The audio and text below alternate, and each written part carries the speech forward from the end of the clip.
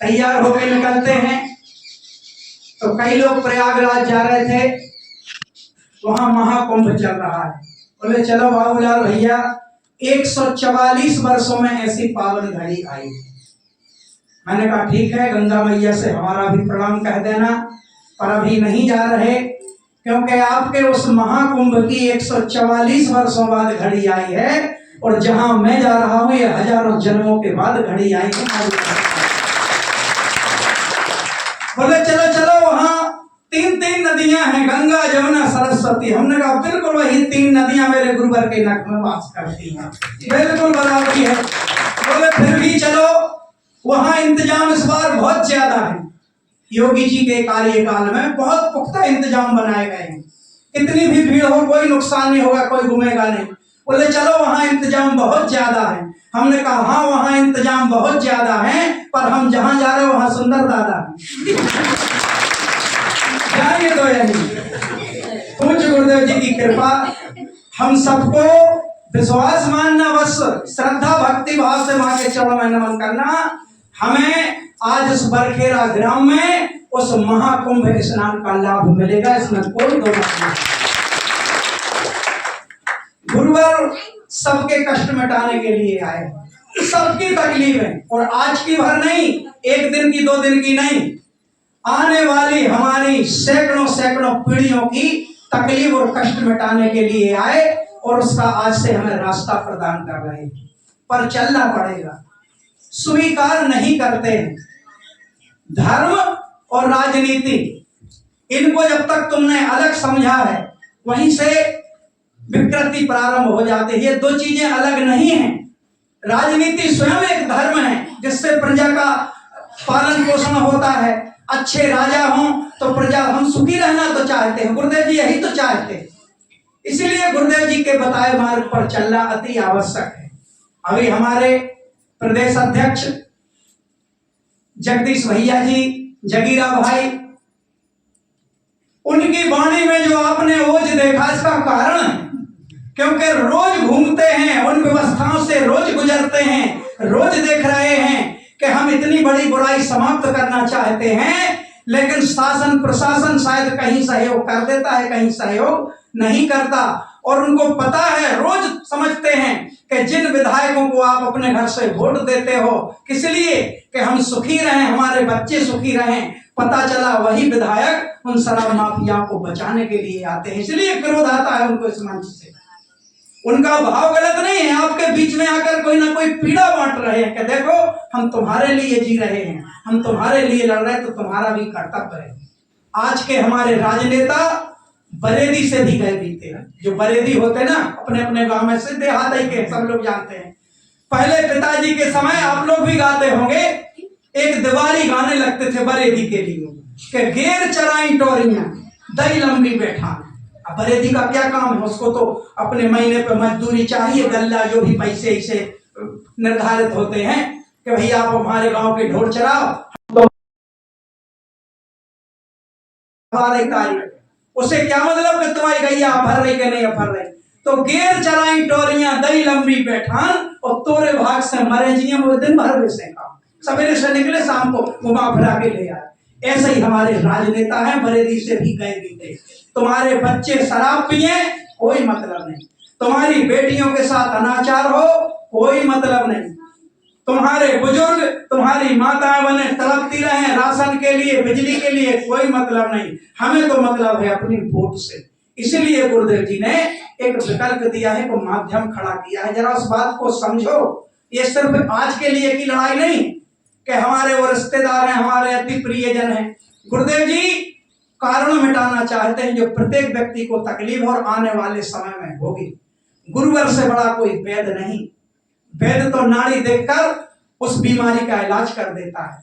गुरुदेव जी आज की बीमारी का, और जो हमारे नाती पोतों को, जैसे सुंदर दादाजी के नाती का जन्म दिवस है, ऐसे हमारे भी कभी नाती होंगे और नातियों के भी नाती होंगे, तो वो हजार वर्षों का गुरुदेव जी आज इंतजाम बना रहे हैं। ये जिस दिन आपकी समझ में आ गई, आप हमारे संगठन के साथ खड़े हो जाएं। और इसमें भी मां की साधना देती। जरा सोचो आप, मां की साधना से श्री रामचंद्र जी, कृष्ण कन्हैया जी, भगवान भोलेनाथ जी, शायद भोलेनाथ की पूजा से भोलेनाथ कम प्रसन्न हो, राम की पूजा से राम कम प्रसन्न हो, लेकिन माँ की पूजा प्रारंभ कर दो, भगवान राम दुगने प्रसन्न होंगे, भगवान भोलेनाथ दुगने प्रसन्न होंगे। करके देख लो भाई, आजमा के देख लो, सब आजमाए हुए बैठे हैं।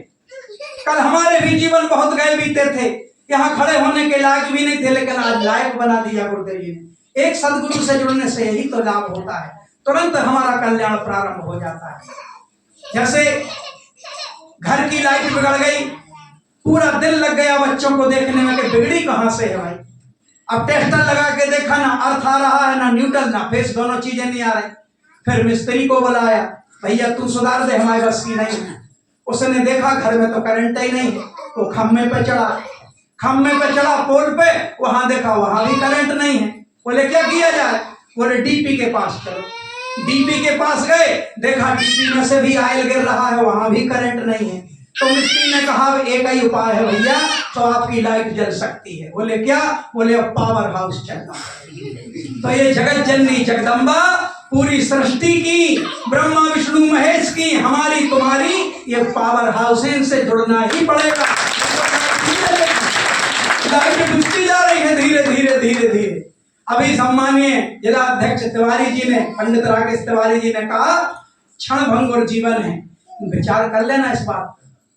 हम और सुंदर दादा और हमारे भुज्जी भैया और हमारे एक दो और कार्यकर्ता, हम लोग सूरत होके आए थे, जब इन लोगों की यही चर्चा लगी थी। दादा हमारे बुजुर्ग हैं, अति सम्मानीय हैं, और हम तो माँ से मांगते हैं, माँ हमें जरूरत है अभी हम लोगों की थोड़ी थोड़ी सी उम्र हमारे दादा को लग जाए, जब उनके कार्य देखो। तो सूरत जा रहे थे हम लोग, तो यही चर्चा इनकी लगी थी बुजुर्गों की। वहां हम लोगों ने जिला स्तर 40वां पाठ संपन्न किया।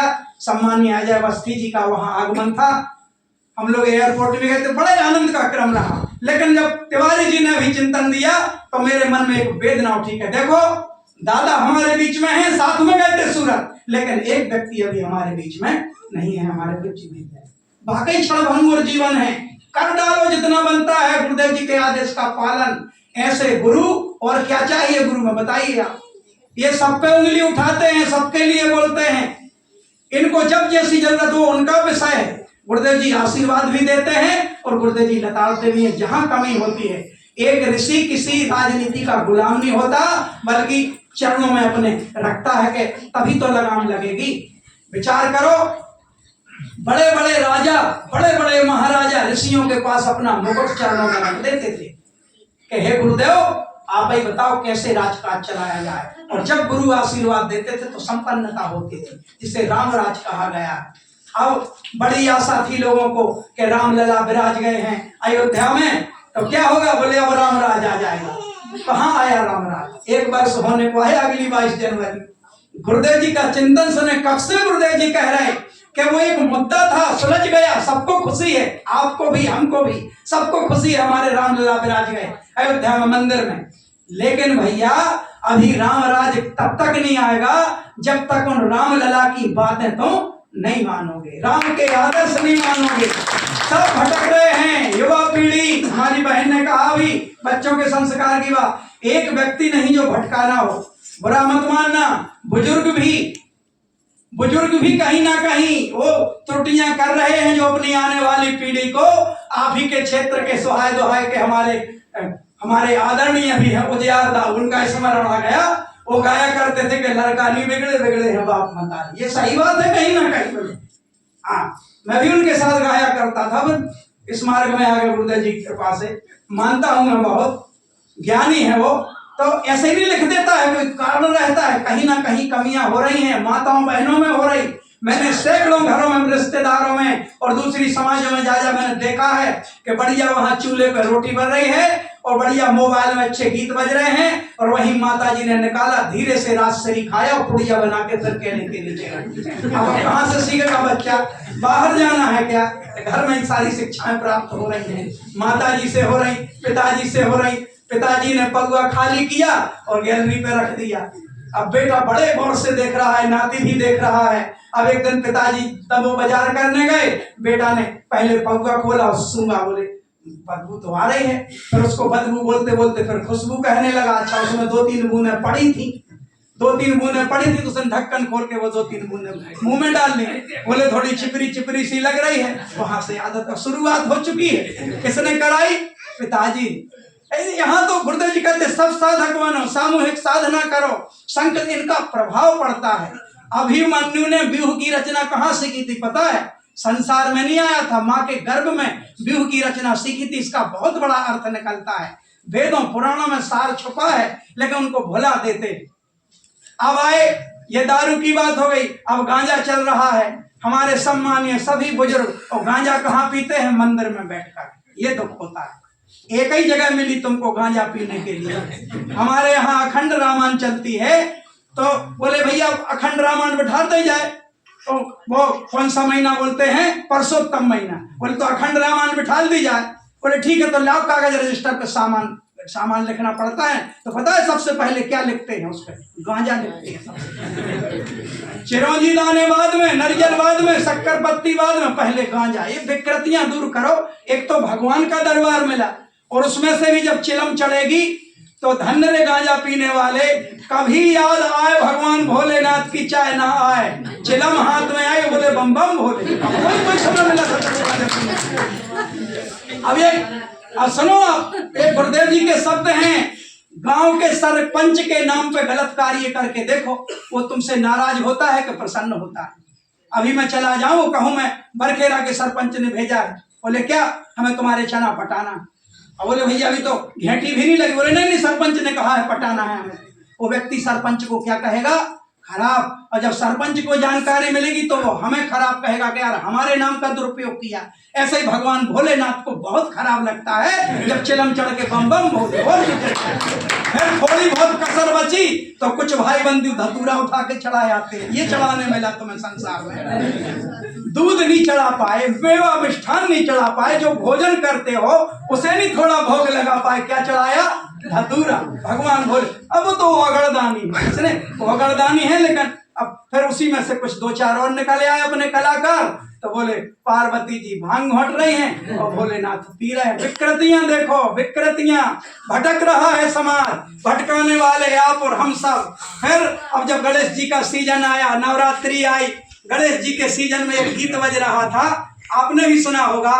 गांव और गली गली में पिटो ढिंडोरा और डूब गओ पानी में, देखो पार्वती को छोड़ा। मैंने कहा क्या प्यारे शब्द। ये तुम्हारे साड़ू के लड़का नहीं हुए गणेश जी।